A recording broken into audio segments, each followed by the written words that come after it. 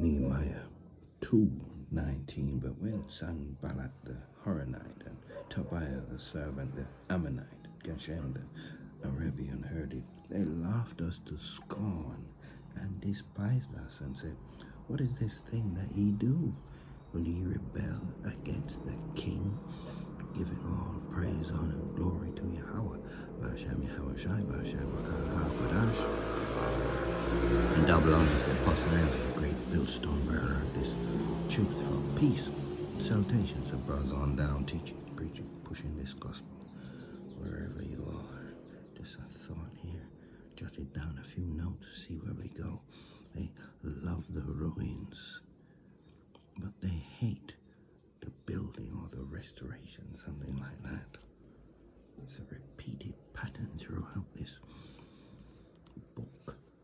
Everything is cool when the Hebrew Israelite alone, they're in a beat down low state, entertaining court jesters, music and sports and all the other stuff they've got us doing, building them up. We don't want you to stop being a nigger. You're a nigger, that's alright. Nothing to be offended about. Keep it boxing and bouncing the ball up and down, or hitting it, or whatever it is you're doing. Verse 20. Then answered I them. See, the Most High is getting ready to respond to all this. Then answered I them, and said unto them, the Most High, whose name is Yahweh, the power of heaven, he will prosper us.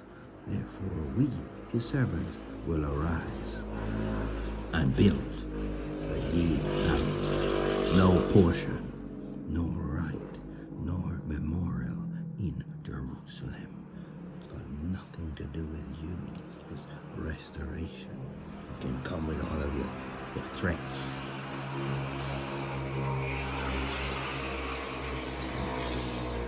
All the noises picked up around here. They don't like the rebuilding. They hate the restoration. So when you're in ruin, it's not threatening anyone. Let's get a quick Psalms here before we move on. Psalm 2. Go from 1. Why do the heathen rage? So you see that these people, the Horonite, I think that's, looking at that earlier, from Moab, that region there, and then there's the Arabian, so the Arabs, and then the Ammonite. See, all the nations, they're in this thing together against the Hebrew Israelites. Why do the heathen rage and the people imagine a vain thing? The kings of the earth set themselves, and the rulers take counsel together against the Lord, against his anointed, saying, let us break their bands asunder and cast away their cords from us. See, that's what this whole thing is about. Against the building. Don't build. Stay in your ruined state. That's what we love. And they'll come with their accusations like it did with Job here. Let's get Job 1:9. Then Satan answered the Lord and said, doth Job fear the Most High for naught? Hast thou not made a hedge about him and his house, and about all that he hath on every side? Thou hast blessed the work of his hands, and his substance is increasing in the land. So he's trying to say, oh, he's only worshipping you because of the stuff. So accusing Job of like being like a fraud. See? Trying to denigrate, put him down. He's only serving for the things he's getting. Let's keep moving here. 10, get 11. But put forth thine hand now, and touch all that he hath, and he will curse thee to thy face. See? So that was the accusation that he's putting. He's not real. He doesn't really want to worship you just for the things, but it didn't work. We see what happened, the end part of that. Let's get this first before we go to Job 42. See the end of Job. What happened? Job, Psalms 34, 18, 19. The Lord is near, nigh unto them that are of a broken heart, and saveth such as be of a contrite spirit. 19, the point.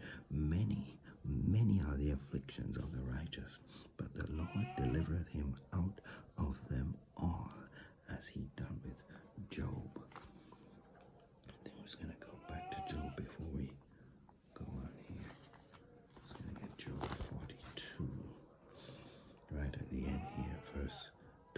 the Lord blessed it. After read this story, we know it well. The Lord blessed the latter end of Job more than his beginning. The scripture said, better is the end of a thing. I think that's Ecclesiastes, maybe 7 and 8. For he had 14,000 sheep, 6,000 camels, and 1,000 yoke of oxen, 1,000 she asses, 7 sons, 3 daughters, like he had before. So he was totally restored. And then some. Let's get Ezra 4. It's this repeated pattern. They hate the building, the restoration. 4, we're going to get 3 and 4. But Zerubbabel and Joshua and the rest of the chief of the fathers of Israel said unto them, Ye have nothing to do with us to build an house unto our power, but we ourselves together will build unto the Lord God of Israel, as Cyrus the king of Persia hath commanded us. Then, see, look what happened. The people of the land weakened the hands of the people of Judah and troubled them in the building. See, we're just touching up on this. They hate the restoration. Then they come with all the accusation and doing it through parts. It's getting ready to happen again now. They're building the case.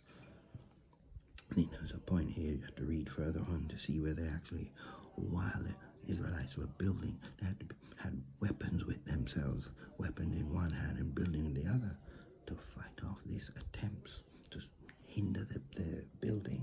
But it was successfully rebuilt. Let's get Esther with Haman 3. Haman 3, 8 and 9. Haman said unto King Ahasuerus, There is a certain people scattered abroad and dispersed among the people in all the provinces of thy kingdom. Remember, this was a vast kingdom. It's 127 provinces, I think, from Ethiopia right away across India. And their laws are diverse from all people. Damn right they are. Neither keep they the king's laws. Therefore it is not for them, the king's profit, to suffer them. In other words, why should we put up with these people? If it please the king, let it be written that they may be destroyed, and I will pay 10,000 talents of silver to the hands of those that have the charge of the business, to bring it into the king's treasuries. See, so he was offering up a reward. It's wicked. He's offering up a huge reward, and then he's telling the king to coax him into this thing. Yeah, because then all that money can go to the treasury. So it's going to be for your benefit.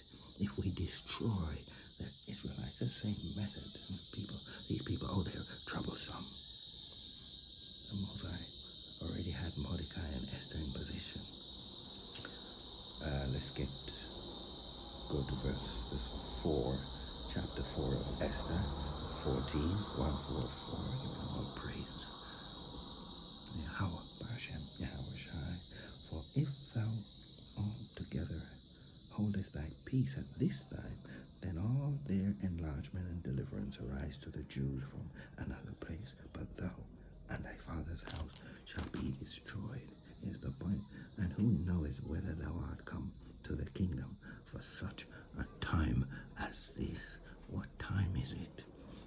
Getting ready to come with their accusation. We see Haman's fate. He actually was destroyed by the weapons he was preparing, the gallows for the Hebrew Israelites.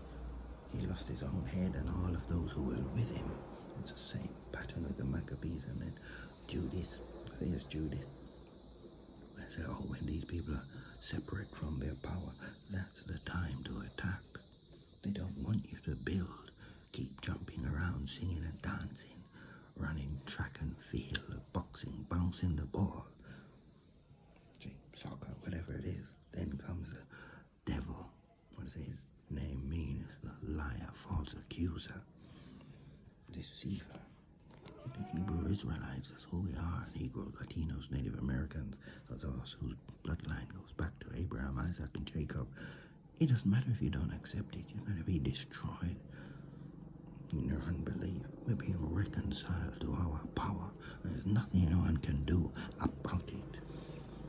You love the ruins, but they hate the rebuilding. Shalom means peace. Until the next lesson.